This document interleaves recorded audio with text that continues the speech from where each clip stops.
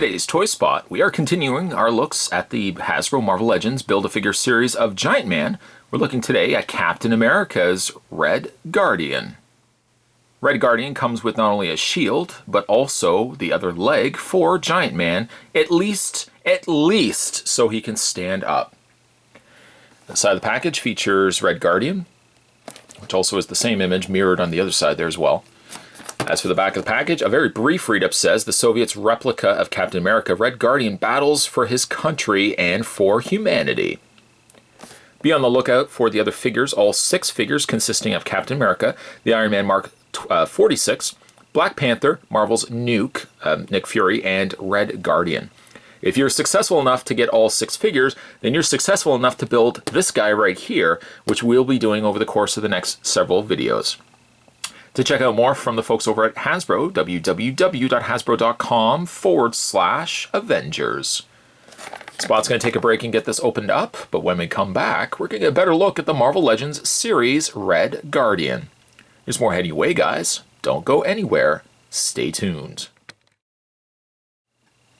Somebody got a leg? Somebody got a leg? Hey, I got a leg. Leg's right here.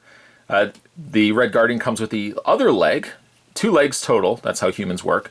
Comes with the other leg for Giant Man. Let's reach off camera. Let's grab Giant Man to where we left off and peg this into place.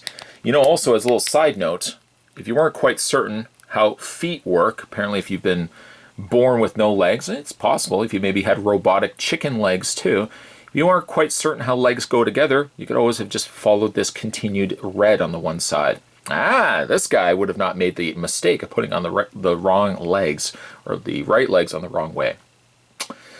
Moving that aside, just a blabbering mess here. Red Guardian also comes with a red shield.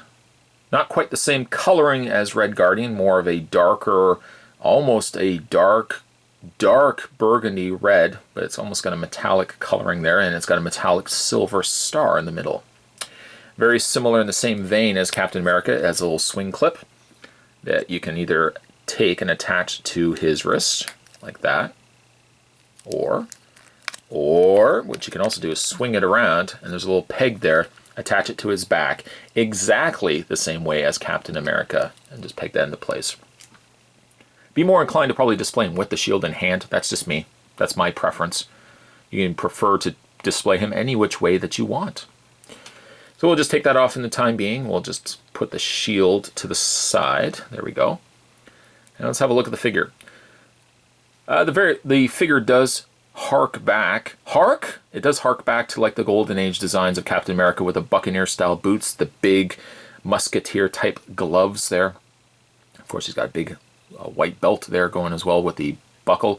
It's a very simplistic and yet I think still a pretty good-looking figure. It's clean.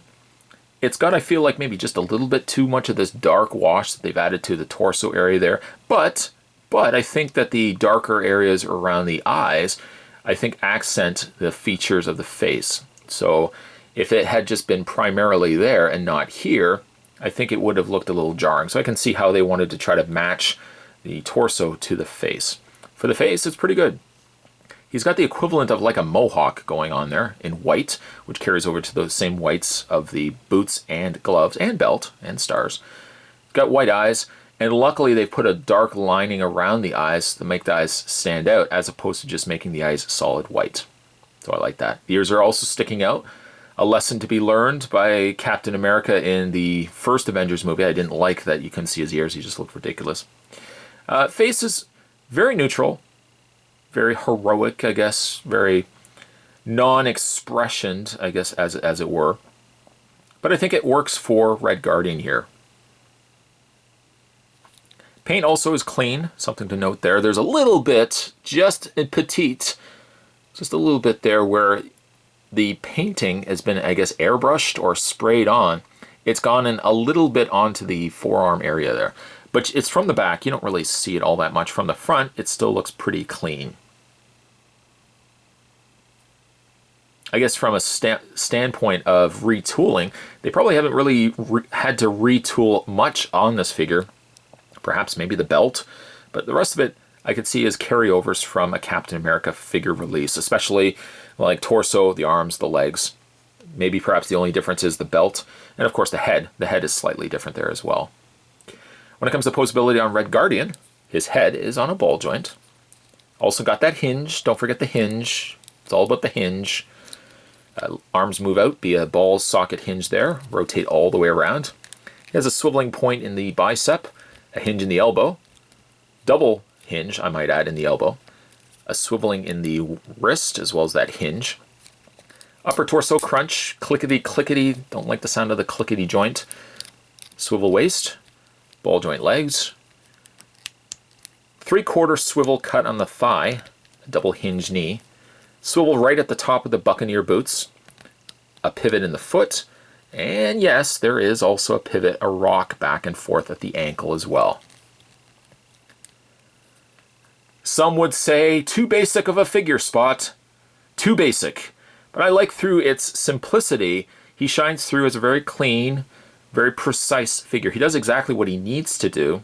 And though he doesn't have a lot of the bells and whistles, I think he's still a really good noted inclusion for this wave of Marvel Legends. Today's Toy Spot, we are continuing our looks at the Marvel Legends series, which was the Giant Man wave. We're looking today at Red Guardian. Stay tuned, guys. Spot's got more videos heading your way. As always, thanks for watching. See you next time.